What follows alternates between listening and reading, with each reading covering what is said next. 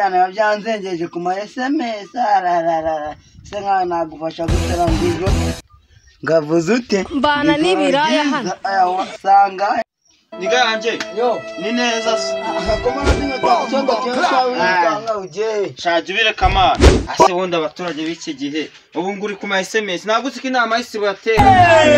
mbana n'ibiraya hano mutaje babyanyandikiye Shawida inama y'isibo imeze nabi ibihumbi 5 biragucika yo sufite agakaye k'imihigo dore ariko ndagafite aha icyo ni ugafite cyose tujye mu nama y'isibo nama y'isibo rigirwamo byinshi za nkuko zidusesera amakahwa ibintu byinshi nk'ibyo byose wanasa cyo ni ikibazo cy'imbere abagabo bahohoterwa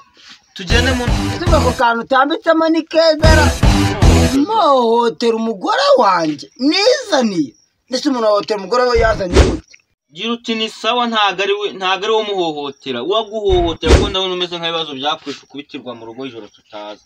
haguruka tujya mu nama y'isibo babigufashemo tubicoce ako kantu uvuze ni keza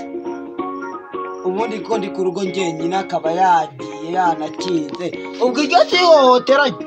mbivuga do za ngamba zarabonetse mu gihugu use ntawe utazi ubu kandi wasanga mu kanya uri gusinzira tujye mu nama y'isibo bakubona rero kanzalika y'imigo tugende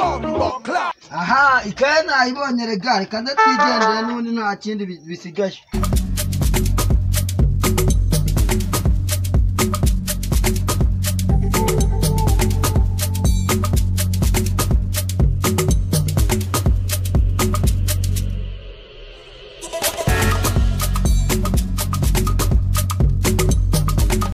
ese bro inama y'isibo irabera he singara mu kabuga k'inama do mbivuga waheze mu gikari ntiwamenya aho inama zibera se nkayo koko tuzagushye mu cyekiki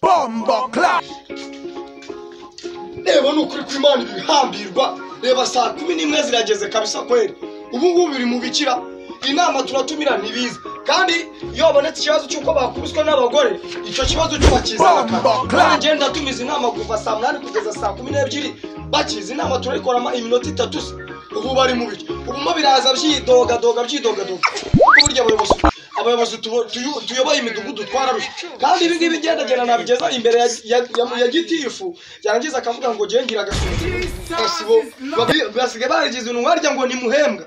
kuba icyizere kurera igihugu Imana yaguhaye inshingano zo kurera igihugu kandi burya ukoreye igihugu neza n'Imana ishyiraho vi kuba Imana yaravuze ngo yobora mutwara sibo kuki batakubwiye ngo utware imbwa se n'uko imbwa zitabaho kuba bakubwiye ngo utware abantu ntuzujujutire umushara kuko nari bakubwiye ngo utegeke igihugu gitegeke nk'uko bigomba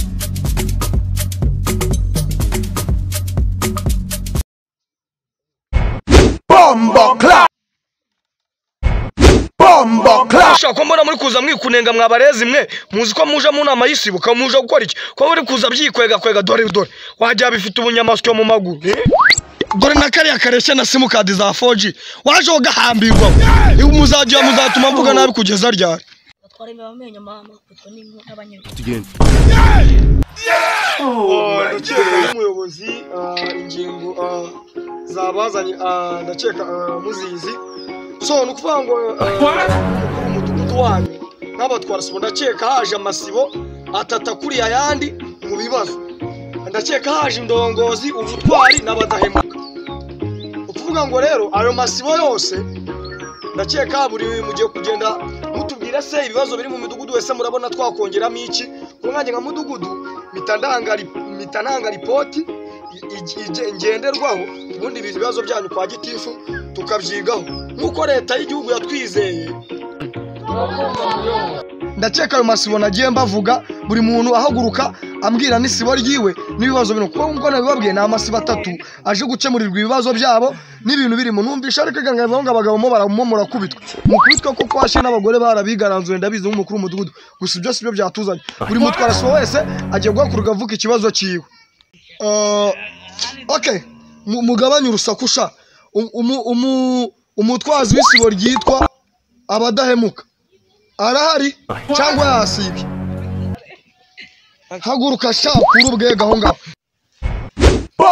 ibibazo biri mu isibo ryanjye ni byinshi ariko kadere kuri ibi bikeya vuga ibigenderwaho ureka kuvuga amahombo vuga ibibazo byumvikana ikibazo cya mbere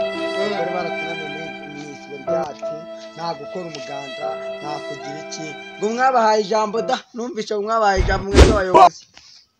aha muyobozi waretse ubuse mbikubwiye akanyirukana wanjyana cyangwa wandaza ibibazo biri mu isibo ryanjye nawe iby'umugore bose murakoze murakoze Jesus is Lord.